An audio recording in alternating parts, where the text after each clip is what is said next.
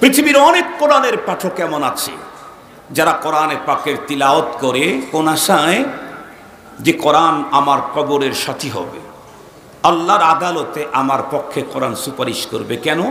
হাদিসে পাকের মধ্যে আসছে আল কোরআন শাফিউন মুশাফফা, কোরআন সুপারিশকারী এবং তার সুপারিশ গ্রহণ করা হবে আল্লাহর আদালতে।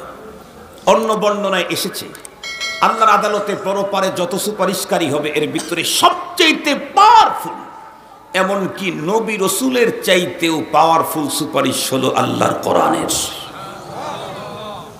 নবী রসুলের চাইতেও কোরআনের সুপারিশ হলো সর্বাধিক পাওয়ারফুল। কিন্তু নবীজি বলেন কোরআন অশুদ্ধ পড়ার কারণে কবরে তার সঙ্গী হবে, পরপারে তার পক্ষে সাক্ষী দিবে তো দূরের কথা, তেলাওয়াত করতেই কোরআন উল্টা তেলাওয়াতকারীর উপরে অভিশাপ ছুটতে থাকে। আপনি বলেন সাধারণ একজন মানুষের অভিশাপে যদি জীবন নষ্ট হয়, একজন টিচারের অভিশাপে যদি ছাত্রের জীবনটা শেষ হয়ে যায়, কোরআনের উস্তাদের অভিশাপে যদি ছাত্রের জীবনটা তছনছ হয়, খোদ কোরআন যদি কাউকে অভিশাপ করে তার জীবন কি হবে?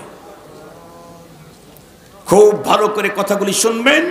আল্লাহ শুকুর, বাংলাদেশে এখন সারা বছরই প্রচুর পরিমাণে ওয়াজ মাহফিল হয়।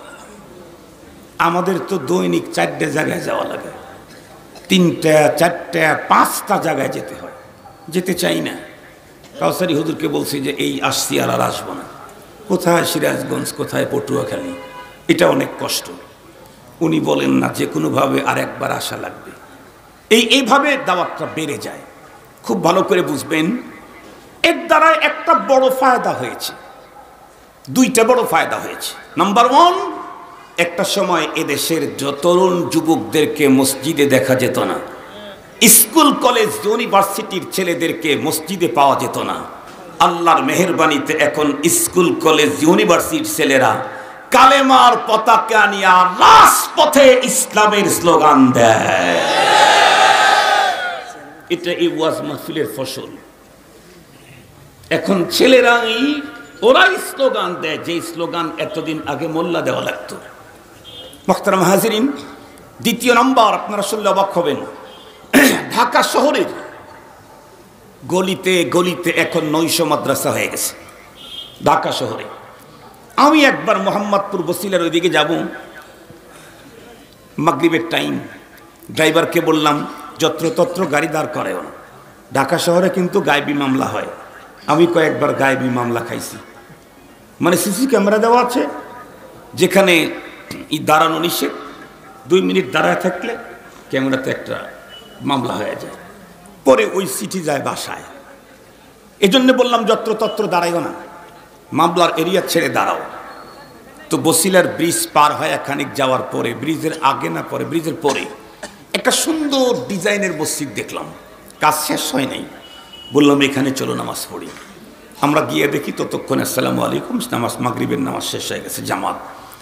আমরা যখন নামাজ পড়তে শুরু করছি ততক্ষণে হুজুররা তো চিনে ফেলছে আমারে। নামাজ পড়তে পড়তেই 5-7 জন পিছনে সিরিয়াল দিয়ে আছে। সালাম ফিরানোর পরে হুজুর একটু 2 মিনিটের জন্য আমাদের অফিসে যাবেন। গেলাম, নাস্তা খাওয়াইলেন। এরপরে জিজ্ঞেস করলাম এটা কি? হুজুর একটা কমপ্লেক্স। তো কমপ্লেক্স তো এখানে ভিতরে কি কাজ? তো বলতেছে মাদ্রাসা আছে, মূলটা হলো 900 মাদ্রাসা। 900 মাদ্রাসা মানে বয়স্করা রাত্রের বেলা এখানে পড়ে।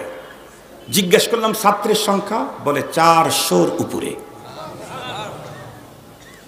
ছাত্রর কোয়ালিটি কি? ঢাকা ইউনিভার্সিটির সাবেক প্রফেসর, সাবেক সচিব, সাবেক এমপি, ডাক্তার, ইঞ্জিনিয়ারের তো কোনো ইয়াত্তাই নাই। 4 শতাধিক, আলহামদুলিল্লাহ। কেন? তারা থিসিস গবেষণা করে দেখেছে জীবনে যত জ্ঞান বিজ্ঞান অর্জন করেছি এ দিয়ে দুনিয়াতেই শেষ পর্যন্ত মান সম্মান ধরে রাখা যায় না, নিজের অবস্থানটা ঠিক থাকে না। একমাত্র জ্ঞান, যেই জ্ঞানের দ্বারায় মানুষ মৃত্যুর আগ পর্যন্ত মর্যাদা বাড়তেই থাকে, সেটি হলো আল্লাহর কোরআন। আপনি দেখেন ঢাকা ইউনিভার্সিটির প্রফেসর, জাহাঙ্গীরনগর বিশ্ববিদ্যালয়ের প্রফেসর, বিভাগীয় প্রধান, তাদেরকে থাকতে হয় বৃদ্ধাশ্রমে। আর কওমি মাদ্রাসার হুজুর যত কমজোর হয়, অসুস্থ হয়, তার ছাত্ররা তার পায়খানা পরিষ্কার করার জন্য সিরিয়াল দিয়ে দাঁড়ায় থাকে। সন্তান লাগে না, সন্তানও লাগে না। মুহতারাম হাজিরিন, এটা একমাত্র আল্লাহর কোরআনের দ্বারাই সম্ভব, আর পৃথিবীর কোনো বিজ্ঞান দিয়ে তা সম্ভব হবে না। তারা নিজেরা দেখেছে, বহুত অর্থ সম্পদ ইনকাম করেছে, দেখেছে না এর চাইতে পৃথিবীর সবচাইতে উন্নত মানের ব্যবসা সেটি হলো আল্লাহ পাকের সাথে ব্যবসা। কারণ আমি তো তার কাছেই যাব। কথা বলেন, আমি কার কাছে যাব? আল্লাহর কাছেই যাব। এ কারণে তার সাথে ব্যবসায় আমাকে এগিয়ে যেতে হবে। মুহতারাম হাজিরিন, ওনাদেরকে আমরা সাধুবাদ জানাই, কিন্তু সাথে সাথে একটা ঝামেলাও হয়েছে। কি ঝামেলাটা জানেন? বাংলাদেশে প্রচুর পরিমাণে শিক্ষিত লোক, আপার শিক্ষিত, যাদের অন্তরে কোরআন তেলাওয়াত করে এই জাতীয় নেকি লুফে নেওয়ার লোভ তৈরি হয়েছে বটে, কিন্তু পদ্ধতিটা ভুল। কি? তারা বাংলা উচ্চারণ কোরআন শরীফ কিনে পড়া শুরু করে দিয়েছে। স্পষ্ট ভাষায় বলে দেই, বাংলা উচ্চারণ কোরআন যারা পড়বে, কোরআন পাল্টা তাদের উপরে অভিশাপ করতে থাকবে। কেন? কারণ কোরআনুল কারীমকে যেমন তেমন তেলাওয়াত করার পারমিশন নেই। আল্লাহ তার রাসূলকেই বলেছেন, ওয়ারাত্তিলিল কুরআনা তারতিলা, আপনি কোরআন তেলাওয়াত করবেন তারতিলের সাথে। সারা জীবন আমরা বক্তাদের মুখ থেকে শুনেছি, ইউকালু লিসাহিবিল কুরআন ইকরা ওয়ারতাকি ওয়ারাত্তিল কামা কুনতা তুরাত্তিলু ফিদ দুনিয়া ফাইন্না মানজিলাকা ইনদা আখিরি আয়াতিন তাকরাউহা। সারা জীবন শুনেছি কিয়ামতের দিন আল্লাহ পাক পক্ষ থেকে কোরআনওয়ালাদেরকে বলা হবে, তুমি কোরআন পড়ো আর জান্নাতের উপরের দিকে চড়ো। কিন্তু মনে রাখেন, সেখানে যে পড়ো কোন সিস্টেমে পড়তে বলবে এটা তো শোনেন নাই। বলা হয়েছে ওয়ারাত্তিল কামা কুনতা তুরাত্তিল, তারতিলের সাথে পড়ো, তাহলে তুমি এক আয়াত তেলাওয়াত করবে আর জান্নাতের এক তলা উপরে উঠতে পারবে। তারতিল ছাড়া যদি পড়ো, ভুল জায়গায় যদি ক্লিক করেন, তাহলে কাজ হয় না অকাজ হয়। কথা বলেন না কেন? ভুল জায়গায় ক্লিক করলে কাজ না অকাজ? অকাজ হয়।